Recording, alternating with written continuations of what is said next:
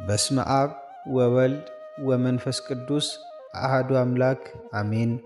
አንድ አምላክ በሚሆን በአብ በወልድ በመንፈስ ቅዱስ ስም አምነን በጌታችን በኢየሱስ ክርስቶስ አጋዥነት የሐዋርያው የቅዱስ ናትናኤልን ገድል ማንበብ እንጀምራለን። ልመናውና በረከቱ ከሁላችን የአንድነት ልጆቹና ከሁሉ የክርስቲያን ወገኖቹ ጋር ለዘላለም ይኑር አሜን። እርሱም በገሊላ አውራጃ የቃና ሰው ነው። የኦሪትና የነቢያትንም መጽሐፍ ተምሮ ያወቀ ነው። መንፈሳዊ ቅናትም በውስጡ አለበት። ስለዚህም ቀናኢ ተባለ። እርሱም ንጹሕ ፊት አይቶ የማያዳላ በሃይማኖቱ እውነተኛ ነው። ስለዚህም ፊልጶስ ስለ እርሱ ሙሴ ጻፈለትን የዮሴፍ ልጅ የሚሉትን የናዝሪቱን ክርስቶስን አገኘነው ባለው ጊዜ ከናዝሪት ደግ ሰው ሊወጣ ይቻላልን አለው እንጂ አላዳላለትም። ፊልጶስም ታይ ዘንድ ና አለው። በመጣም ጊዜ የክብር ባለቤት ጌታችን ይህን በልቡ ሽንገላ የሌለበት እውነተኛ እስራኤላዊ ነው አለው። አሁንም ምስጋና ወደ መቀበል አልተመለሰም። በየት ታውቀኛለህ አለው እንጂ። ልብንና ኩላሊትን የሚመረምር ጌታችንም ፊልጶስ ሳይጠራ በፊት በበለስ እንጨት ስር አየሁ አለው። ያን ጊዜም የተሰወረውን የሚያውቅ አምላክ መሆኑን ተረድቶ ጌታዬና ፈጣሬ በእውነት አንተ የእግዚአብሔር ልጅ የእስራኤልም ንጉሥ ነህ አለው። እንደ አይሁድ መምህራንም አልተቃወመም። እነርሱ ከዚህ የሚበልጥ ድንቅ ታምራትንና ኃይሎችን አይተው ለእውነት አልተገዙምና። ስለ እርሱ እንዲህ ተብሏል።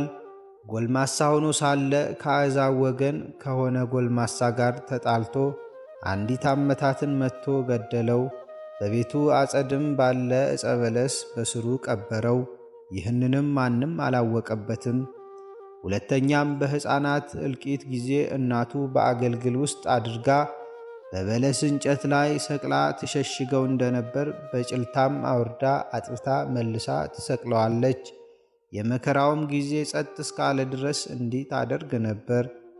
መድኃኒታችንም በምልክት ከእርሱ የሆነውን በገለጠለት ጊዜ የተሰወረውን የሚያውቅ ሁሉንም የሚመረምር በእውነት የእግዚአብሔር ልጅ እንደሆነ ተረዳ። ያን ጊዜም ራሱን ዝቅ አድርጎ ለመድኃኒታችን ተገዛለት። ከዚያችም ሰዓት ጀምሮ ተከተለው። ከ12ቱ ሐዋርያትም ጋር ተቆጠረ። አጽናኝ የሆነ የመንፈስ ቅዱስን ጸጋ በተቀበለ ጊዜ የሀገሩ ሁሉ ቋንቋ ተገለጠለት። መለኮታዊ ምስጢርንም አወቀ። ወደ ኩርጅ አገርና ወደ እልብጅህ ከተማ ከሃዲያን በድንቁርና ወደሚኖሩበት ሁሉ ገብቶ የሃይማኖትን ብርሃን አበራላቸው። ከተቃራኒዎችና ከሰነፎችም ብዙዎችን መልሶ በክብር ባለቤት ክርስቶስ ሃይማኖትን ልባቸውን አበራላቸው። የክርስትና ጥምቀትንም አጥምቆ ነጣቂዎች ተኩላ የነበሩትን የዋሃን በጎች አደረጋቸው። ሁለተኛም ወደ ሌሎች የካዲያን አገሮች ወደ በራንጥያ ደሴትም ሂዶ በውስጣቸው ሰበከ። ይዘውም ጽኑ ስቃይን አሰቃዩት። እርሱ ግን ኃይልና ብርታትን ተጨመረ። በእግዚአብሔርም ኃይል ሙታንን አስነሳ። እንዲያጠምቃቸውም ለመኑት። የክርስትና ጥምቀትንም አጠመቃቸው። ብዙ ዘመንም ኖረ። ከዚህም በኋላ ከሃዲያን ይዘው በእንጨት ላይ ሰቀሉት። በዚህም ምስክርነቱን ፈጽሞ ከወንድሞቹ ሐዋርያት ጋር የማይጠፋ መንግሥትን ወረሰ። ለእግዚአብሔር ምስጋና ይሁን። እኛንም በከበረ ሐዋርያ ጸሎት ይማረን። ለሁላችን የክርስቲያን ወገኖችም በረከቱ ትድረሰን ለዘላለሙ አሜን። በስመ አብ ወወልድ ወመንፈስ ቅዱስ አሐዱ አምላክ አሜን። አንድ አምላክ በሚሆን በአብ በወልድ በመንፈስ ቅዱስ ስም አምነን የክብር ባለቤት ጌታችን አምላካችንና መድኃኒታችን ኢየሱስ ክርስቶስ የተሰቀለበት መስቀል የተገለጠበትና የተገኘበትን ወራዊ መታሰቢያ ቀን እንናገራለን። የዚህም የከበረ ዕፀ መስቀል መገለጡና መገኘቱ 2 ጊዜ ሆኗል። መጀመሪያ የጻድቁ ንጉሥ የቆስጠንጢኖስ እናት በሆነች በንግሥት እሌኒ እጅ ነው።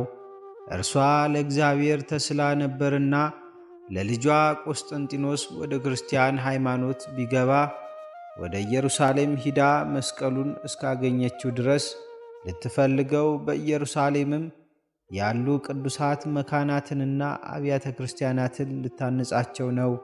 ከዚህም በኋላ ልጇ አምኖ የክርስትና ጥምቀትን በተጠመቀ ጊዜ እሌኒ ቅድስት ወደ ኢየሩሳሌም ሄደች። ከእሷ ጋርም ብዙ ሰራዊት ነበር። ደርሳም ስለ ከበረ መስቀል መረመረች። ቦታውንም የሚያስረዳት አላገኘችም። የአይሁድ ወገን የሆነ አንድ ሽማግሌ ሰው አስራ በረሃብና በጥማት አስጨነቀችው። በተጨነቀም ጊዜ ለንግሥት እሌኒ የጎልጎታን ኮረብታ አስጠርጊ ብሎ ነገራት። እርሷም ይጠርጉ ዘንድ አይሁድን አዘዘቻቸው።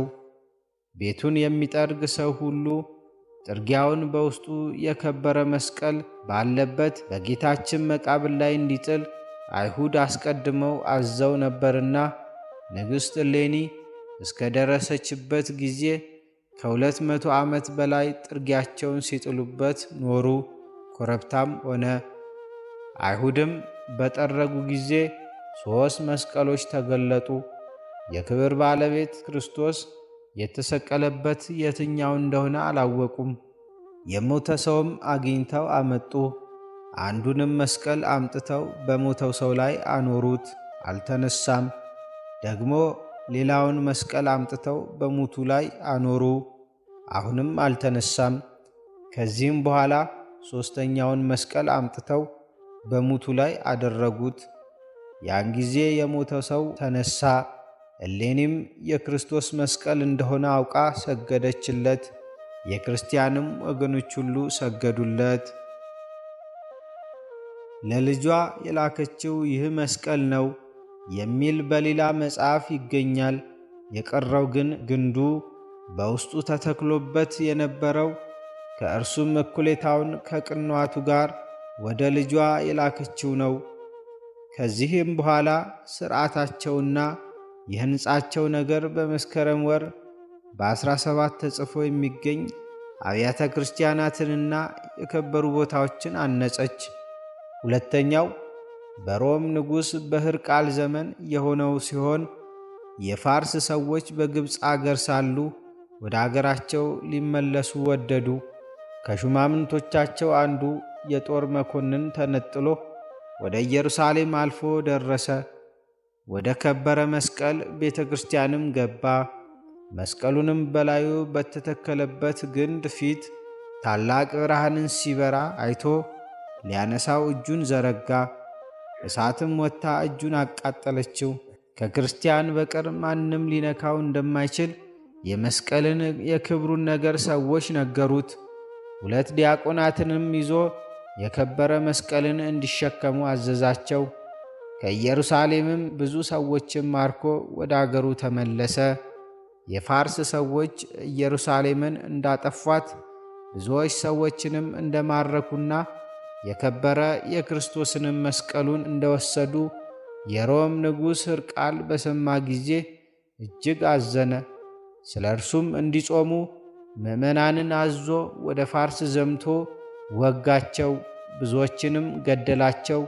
የከበረ ዕፀ መስቀልንም እየፈለገ በሀገራቸው ሁሉ ዞረ፣ ግን አላገኘውም።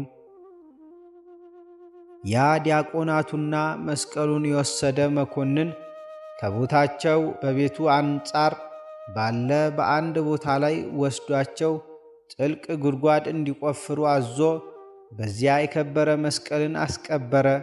እነዚያንም ዲያቆናት ገደላቸው። ነገር ግን ያ መኮንን የማረካት የካህናት ወገን የሆነች በእርሱ ቤት የምትኖር አንዲት ብላቴና ነበረች። እርሷም የከበረ መስቀልን ሲያስቀብርና 2ቱን ዲያቆናት ሲገላቸው በቤቱ ውስጥ ሆና በመስኮት ትመለከት ነበር። ወደ ንጉሥ ሕርቃልም ሂዳ መኮንኑ ያደረገውን ሁሉ ነገረችው። ይህንንም ንጉሥ ሰምቶ እጅግ ደስ አለው። ያቺ ብላቴናም መራችው። ከእርሱም ጋር ብዙ ሰራዊት ሆኖ ኤጲስቆጶሳትና ካህናትም ነበሩ። ወደ ቦታውም እስከምታደርሳቸው ያችን ልጅ ተከተሏት። ቆፍሮም የከበረ ዕፀ መስቀልን አገኙት፣ ከአዘግቱም አወጡት። ንጉሡና ሰራዊቱም ሰገዱለት፣ በልብሰ መንግሥቱም አጎናጸፈው፣ ታላቅ ክብርንም አከበረው፣ እጅግም ደስ አለው ከሰራዊቱ ጋር። የዚህ መስቀል ሁለተኛ የተገለጠበትና የተገኘበት በመጋቢት 10 ነው። ከዚህ በኋላ ንጉሡ የከበረ ዕፀ መስቀልን ተሸክሞ ወደ ቁስጥንጥንያ ከተማ ወሰደው። የመስቀሉ በረከት ከሁላችን የክርስቲያን ወገኖች ጋር ይኑር ለዘላለሙ አሜን።